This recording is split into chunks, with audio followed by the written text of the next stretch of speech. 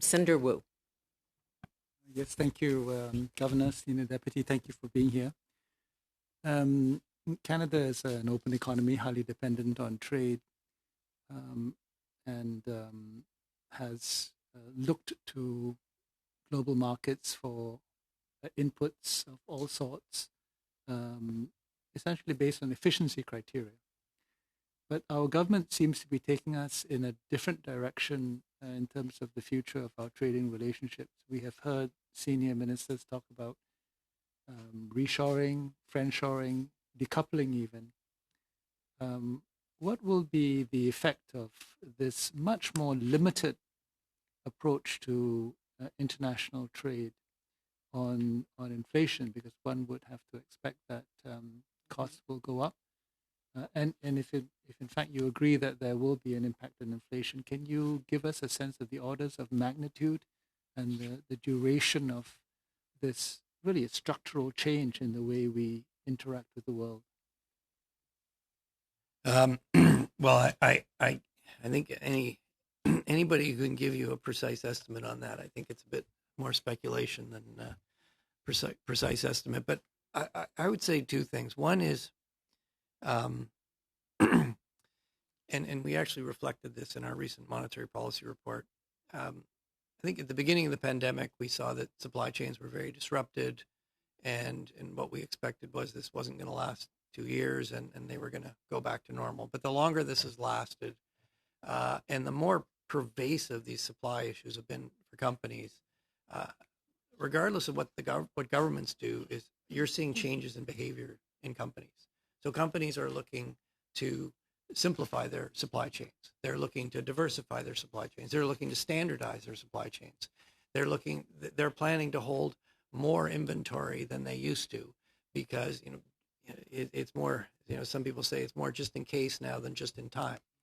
So that is going to have an effect. I mean, that means that the system will be more resilient, but it'll be less efficient. So it will be more costly. So that will build a permanently higher cost structure. And so certainly for a period, that could have some inflationary consequences. Basically, the supply side is not going to be as elastic as others. So there will be, as we adjust to that higher cost structure for a period, that'll create some inflationary pressures. Once you get there, I mean, inflation, remember, is an ongoing increase in prices. And once you've adjusted, it's not inflationary anymore, but the cost is permanently higher. And I think it is fair to say that we have somewhat changed our view. We thought it was going to go more back to normal, but the longer this has lasted, we've increasingly come to the view that no, that these effects are going to be more permanent. Coming back to governments, look, the reality is the geopolitical situation globally has become much more complicated, and I mean, what we're hearing from companies, regardless again of what governments do, companies, what we're hearing is if they've got trade relationships in places where they're nervous about the geopolitical future, they're not putting money to deepen that trade relationship. They're pulling back.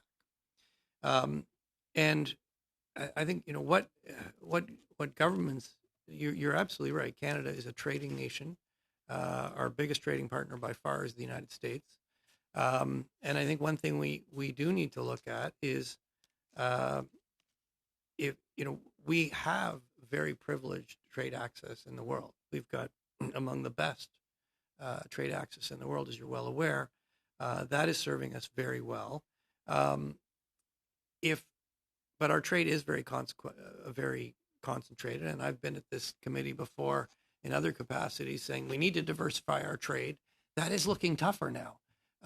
So if we can't diversify our trade, maybe we can deepen our trade relationships with our biggest trading partners, and get as much benefit from globalization as we can.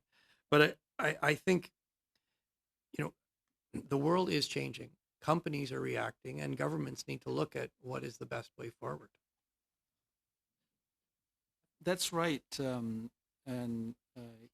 your models would be right to find to predict that there will be some reversion to the previous supply chain model with modifications because companies' behaviors change because circumstances have changed.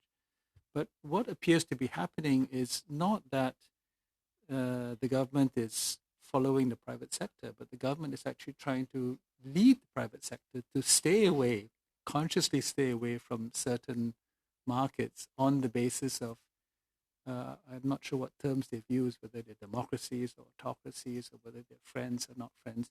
That, to me, would dramatically reduce the set of options for businesses, even businesses that already want to rationalize the supply chains. They want a second source, and that all makes sense. But if they can't second source in a country that's not on the friends list, surely that's going to push costs up even more than it would have if they were simply being more precautionary.